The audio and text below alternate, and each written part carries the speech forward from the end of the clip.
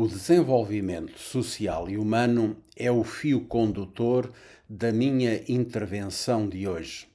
Bem-vindo a este canal. Eu sou o professor Fernando Nogueira Dias, sociólogo e autor, e vou hoje partilhar consigo como o ser humano se pode desenvolver, evoluindo de indivíduo a pessoa. Isto porque o homem é um ser eminentemente social, característica que se deve à sua capacidade de estabelecer relações sociais e humanas com todos os outros. Tal capacidade manifesta-se na criação de grupos, de comunidades e de sociedades pelos processos de comunicação. Neste sentido, pode afirmar-se que sem comunicação seria impossível estabelecer qualquer tipo de relação e que sem relação o homem não poderia passar de indivíduo a pessoa. Ou seja, não poderia tornar-se um ser socializado e, consequentemente, desenvolver-se humana e socialmente. Tal desiderato torna-se possível pela ação a longo prazo do processo de socialização. E do ponto de vista sociológico, a principal consequência do processo de socialização é a adaptação que o ser humano vai fazendo ao seu meio social. Esta adaptação permite aos sujeitos não só viver coletivamente, como também percepcionar os outros e a vida como algo que lhes é próximo.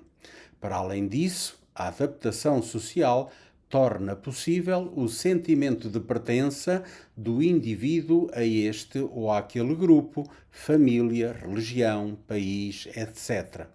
A adaptação social, graças aos mesmos códigos culturais e comunicacionais, permite igualmente transmitir ideias, sentimentos, emoções, gostos e necessidades, uma vez que os sujeitos se revêem no nós, a partir do qual constroem a sua identidade pessoal e social.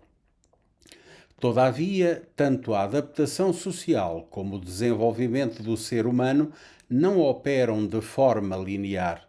Na procura dos fins que lhe são peculiares, o ser humano defronta-se com dificuldades e, por vezes, entraves ao seu próprio desenvolvimento no meio que o rodeia.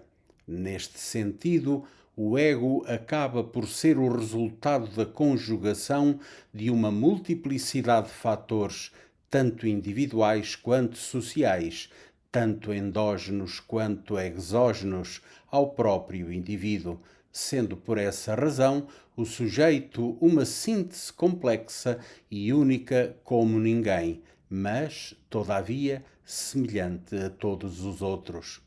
Por um lado, temos a experiência do sujeito, que lhe é intrínseca e única. Por outro, as interações que ele mantém com os outros, que lhe dão um sentido particular à sua própria experiência.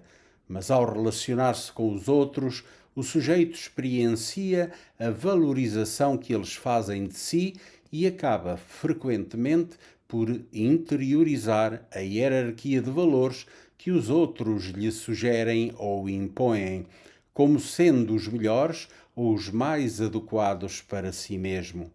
Disto resulta um desvio entre aquilo que é, por si, realmente experienciado e desejado e as experiências e expectativas que provêm da relação com os outros. Conclusão: o sujeito, em vez de seguir o seu próprio caminho, com base na experiência de si mesmo, tende a seguir o curso proposto ou imposto pelos outros, ou seja, a deixar-se guiar por eles. Tende a perder parte da sua individualidade pela integração na mesmidade coletiva. O indivíduo passa então a ser dirigido, comandado por uma espécie de forças exteriores a si mesmo, por pessoas de quem normalmente depende de alguma forma. E assim, a percepção do mundo e da vida começa a basear-se não na sua própria experiência, mas na experiência e nas opções alheias. A via para a maturação cognitiva e afetiva consiste em desfazer este tipo de alienação no funcionamento do ser humano. Quer dizer, consiste em refazer a estrutura valorativa do próprio sujeito, permitindo-lhe a reconstrução do seu ego em função da sua própria experiência, que é única, a de ser pessoa. Gostou? Então, para continuar a receber automaticamente o lançamento de novos vídeos, subscreva este canal e coloque nele um like para que mais pessoas tenham acesso aos seus conteúdos. Até já!